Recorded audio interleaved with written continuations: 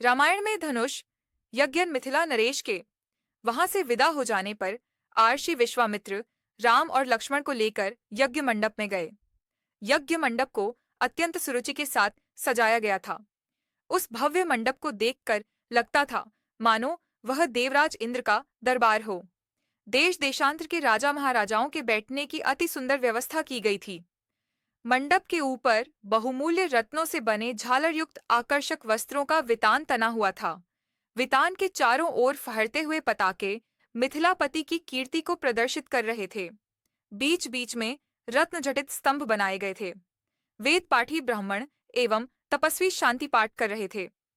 देदीप्यमान वस्त्राभूषणों को धारण किए राजकुमार अपने अपने आसनों पर विराजमान थे। ऐसा लग रहा था मानो सैकड़ों इंद्र अपने वैभव और सौंदर्य का प्रदर्शन करने के लिए महाराज जनक की यज्ञ भूमि में एकत्रित हुए हों।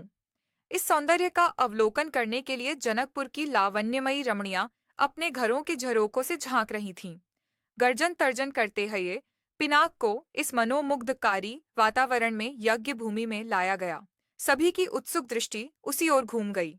सहस्त्रों व्यक्ति उस धनुष को एक विशाल गाड़ी में धीरे धीरे खींच रहे थे। उस विशालकाय वज्र के समान धनुष को देखकर बड़े बड़े बलवानों का धैर्य छूटने लगा और पसीना आने लगा। पिनाक को यथास्थान पर स्थापित कर दिया गया। राजा जनक के ज्येष्ठ पुत्र सीता एवं उनकी सहेलियों को साथ लेकर धनुष के पास आए और बोले, हे संपूर्ण संसार के राजाओं और राजकुमारों, महाराज जनक ने प्रतिज्ञा की है कि जो कोई भी महादेव जी के इस पिनाक नामक धनुष की प्रत्यंचा को चढ़ाएगा, उसके साथ मिथिलापति महाराज जनक अपनी राजकुमारी सीता का विवाह कर देंगे। राजा जनक की इस प्रतिज्ञा को सुनकर राजा और राजकुमार बारी बारी से उस धनुष पर प्रत्यंचा चढ़ाने के लिए आए, किंतु भरपूर प्रयास करके भी उस पर प्रत्यंचा चढ़ाना तो दूर उसे हिला भी न सके। अंत में वे लज्जित हो सिर झुकाकर तथा श्रीहीन होकर इस प्रकार अपने अपने आसनों पर लौट गए, जैसे कि नागराज अपनी मणि गंवाकर लौट आते हैं। इस प्रकार एक एक करके सब राजाओं और राजकुमारों को विफल मनोरथ होकर लौटता देख महाराज जनक को बहुत दुहक हुआ। उन्होंने बद्दी निराशा के साथ मर्मभेदी स्वर में कहा, संपूर्ण संसार के विख्यात शक्तिशाली योद्धा यहाँ विद्यमान हैं, किंतु बद्दे दुहक की बात है कि उनमें से कोई भी पिनाक पर प्रत्यंचा नहीं चढ़ा सका।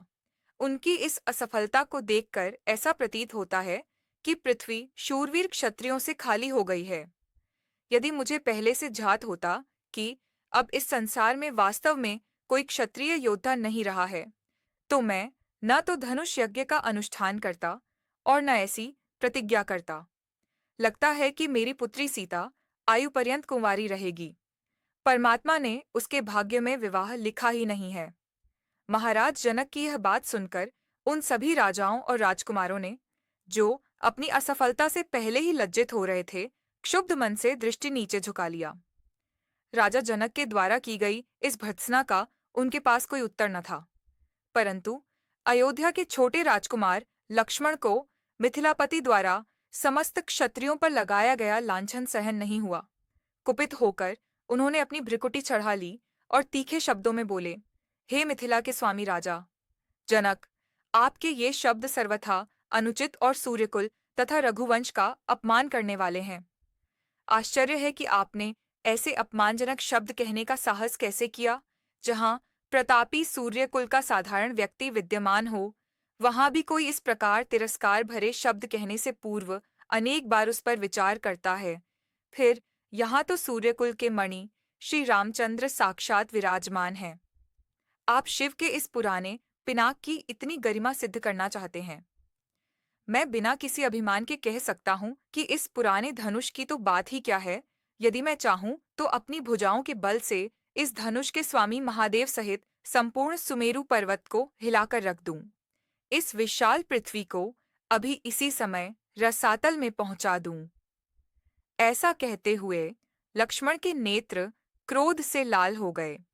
उनकी भुजाएं पहाड़ दौड़ने लगीं और उनका संपूर्ण शरीर क्रोध की ज्वाला के कारण थर थर कांप